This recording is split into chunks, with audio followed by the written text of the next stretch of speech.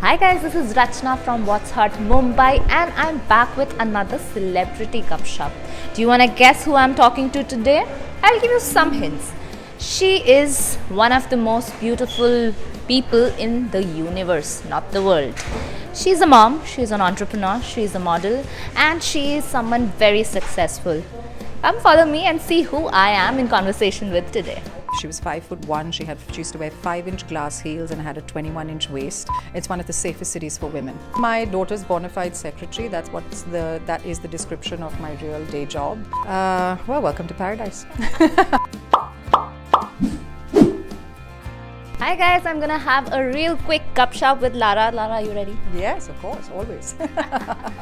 Lara, you're one strong, independent woman people look up to. Who, while growing up, were your top 3 favorite women that you have looked up to? So I come from a very strong family of all women, as in my grandmother was 6 sisters, my mother is one of 3, we're one of 3, both my sisters have daughters, as do I. So I think we've taken the onus upon ourselves to build this tribe of really strong women. But my grandmother was an amazing firebrand. She was half German, half British.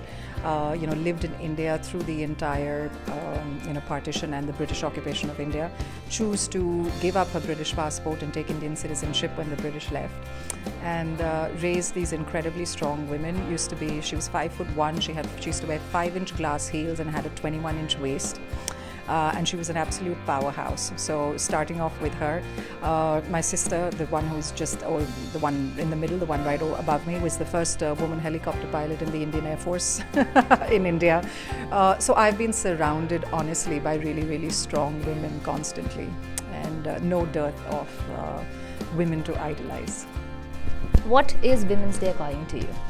I don't know. I've never really thought of it as a day. I mean, like you said, I have always been a woman who's been totally unapologetic about as ambitious as I've been, or the things that I wanted, or even as vulnerable as I've been. And I've never felt the need to apologize for vulnerability or for ambition.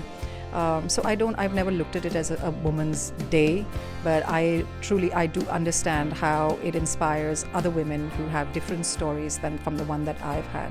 And it's amazing today to be part of that narrative and really, be able to share experience with them, or to come in on and was said today, to mentor women like that and tell them that I can promise you as a living example it can be done. It's been 20 years to your Miss Universe, and you've been part of the beauty pageants all along the way. So how would you say, what has changed in what was 20 years ago, the dialogue, what is 20 years later? Oh, a lot of it has changed. I mean, even pageants internationally, the entire framework, the fabric that they really base themselves on, that has evolved also so much. You can see it even in the contestants that come in nowadays. There's just a wider exposure that the girls have. Their strut statements are much stronger.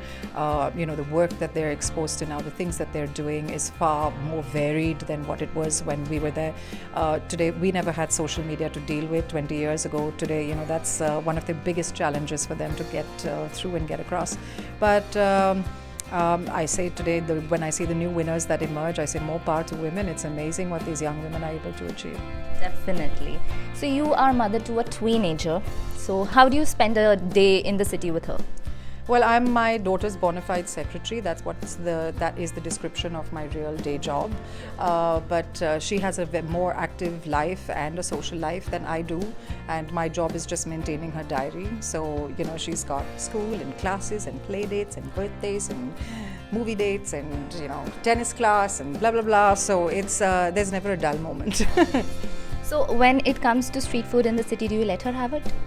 Yes, in moderation, I would say. I think, I grew up as a normal middle-class kid, and today my daughter can eat avocado and toast every day for breakfast if she chooses to, but I think it's also nice that she builds a bit of an immune system that only happens in India if you expose yourself a bit. So we're here at the Airbnb event and you have chosen to stay with them. Would you open your house to Airbnb? Well, I honestly, I mean, I just had this conversation with somebody else previously saying, there are a lot of celebrities already who have, second homes that are today being opened out for people to come and live in. And I think Airbnb as a platform offers a really secure environment for you to be able to share your space with anybody else. It is one of the most secure platforms that I've ever used.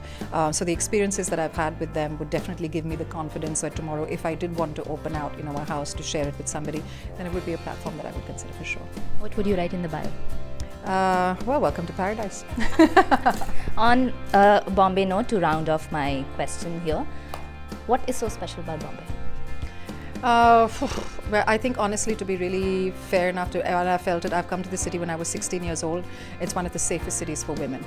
And I genuinely believe that the freedom of expression that you have in this city is unparalleled anywhere else in this country.